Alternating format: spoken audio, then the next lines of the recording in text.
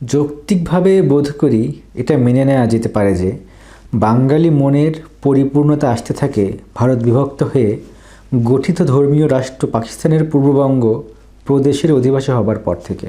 দালিলিকভাবে পাকিস্তান প্রতিষ্ঠিত হয়েছিল মুসলমানদের বসবাসের জন্য, কিন্তু রাষ্ট্র যে বিশেষ কোনো ধর্মীয় সম্প্রদায়ের সম্পত্তি নয়, জিন্নাহ সাহেব সেটা ভালো করেই জানতেন।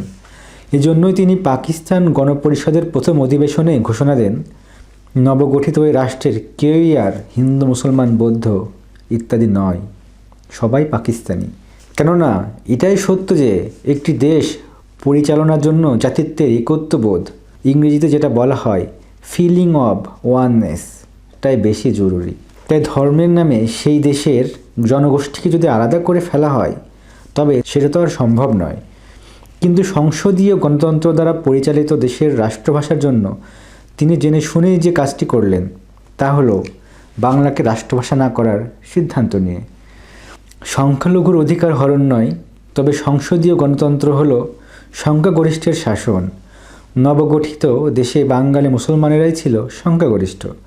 বাংলা তাদের মাতৃভাষা, কিন্তু তার উর্দুকে রাষ্ট্রভাষা করার ঘোষণাটি ছিল আধিপত্যমূলক।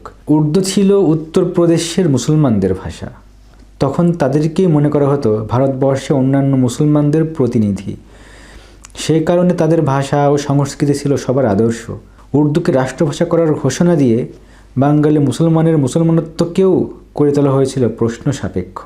আর বিষয়টা যে কত সত্য তা তো বোঝা যায় 21শে ফেব্রুয়ারির বিস্ফোরণের সময়। এই আন্দোলন পরিচালিত হচ্ছে হিন্দুদের দ্বারা, এটাই সরকারি প্রচারণা।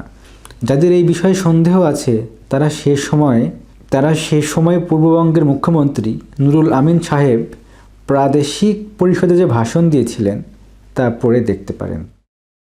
অর্থনৈতিক শোষণের লীলাভূমিতে পরিণত হয় এই অঞ্চল, এই বাংলাদেশ।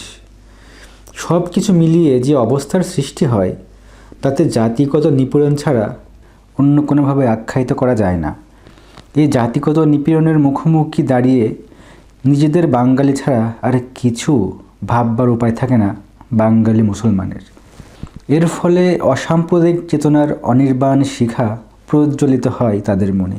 মুসলিম পরিচয়ে আত্মপ্রকাশ করা মুসলিম লীগ বিরোধী দল আওয়ামী লীগও এই কারণেই ঝেড়ে ফেলে তাদের ধর্মীয় পরিচয়।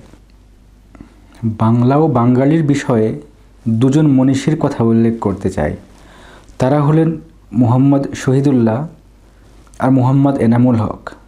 প্রথমজন এরকম একটি কথা বলেছিলেন যে আমরা ধুতি পরি আর লুঙ্গি পরি, টিকিয়ে রাখি আর দাঁড়িয়ে রাখি, আমাদের চেহারায় বাঙালিত্বকে অস্বীকার করার কোনো উপায় নাই। আর দ্বিতীয়জন নিয়ে এসেছিলেন অকাট্য যুক্তি। তা হলো পৃথিবীর বিভিন্ন জাতির মুসলমানেরা কথা বলে তাদের মাতৃভাষাতেই, সেটা কোনো ধর্মীয় নিষেধাজ্ঞার মধ্যে পড়েনি। তেমনইভাবে বাংলাও বাঙালি মুসলমানের মাতৃভাষা, এটাকে অনইসলামিক বলার কোনো যুক্তি নাই।